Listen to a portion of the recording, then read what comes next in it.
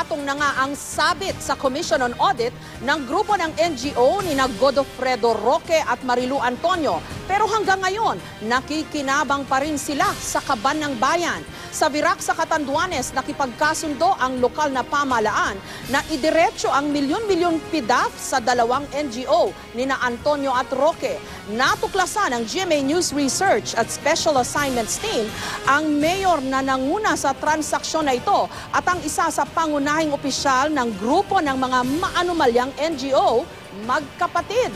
Narito po ang special report ni Tina Panganiban Perez.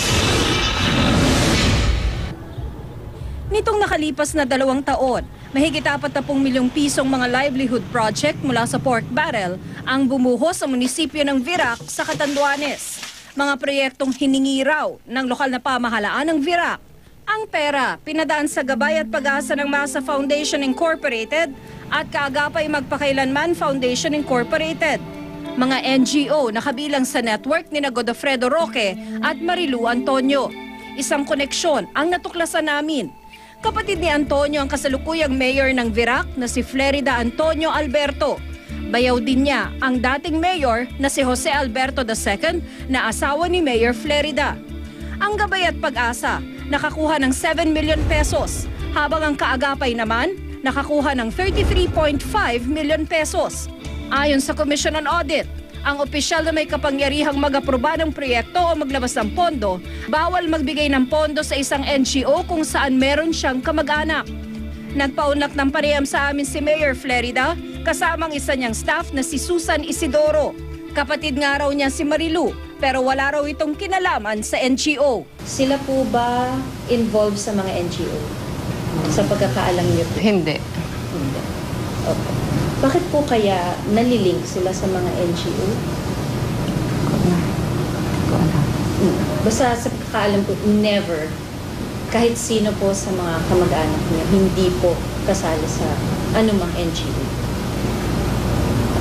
Kasama rin sa mga ipinamigay ng gabay at ng Kaagapay sa mga livelihood training nila sa Virac ang booklet na ito. May tatak na ML Antonio Enterprise. Ang ML Antonio Enterprises, supplier ng mga NGO ni na Marilu at Roque. Si Marilu Antonio mismo ang presidente ng ML Antonio, habang isa sa mga incorporator si Mayor Flerida bago siya naging mayor. Ma'am, alam niyo ba yung ML Antonio Enterprises? ML Antonio. Hindi po kayo naging incorporator? Hindi. Pero ma'am, sabi ko sa, tinignan po namin yung SSC papers, namin po namin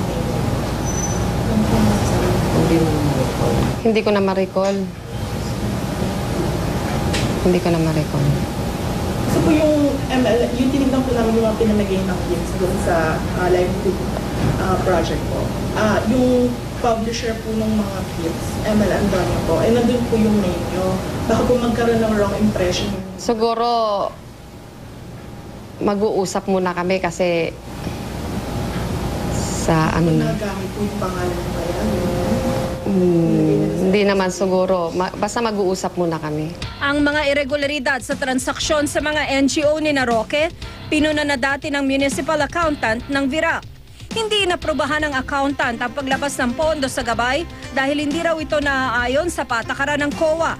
Sa aming pagsusuri, napansin din namin sa kasunduang pinirmahan ni na Jose Alberto at Flerida bilang mayor sa magkasunod na termino nila, 70% ng pondo ang agad ibinigay sa gabay at sa Kaagapay sa magkaibang proyekto nila. Ang ganitong mabilis na pagpapalabas ng pondo, palaging sinisita ng COA dahil nga sa pahirapan na liquidation ng pondo. Kung 10% na lang ng pondo ang di nila natatanggap, ano pa nga naman ang rason ng NGO para mag-liquidate? Ang Kaagapay halimbawa, may unliquidated na halos 43 million pesos sa 5 proyekto nito noong 2007 hanggang 2008 base sa special audit ng pork barrel. Pero pagdating ng 2012, binigyan pa rin sila ng Virac sa pangunguna ni Mayor Flerida Alberto ng proyekto na may halagang 33.5 million pesos. Pero iginigit ng lokal na pamahalaan ng Virac na dumaan lahat sa tamang proseso ang mga proyekto. Yung dito sa amin, yung may dumating na mga livelihood na nagbigay sa amin ng NGO na implement ng maayos. para naman hindi lahatin ang NGO. Nakapag-implement naman sila ng maayos. Tina Pangaliban Perez, Nakatutok, 24 Oras.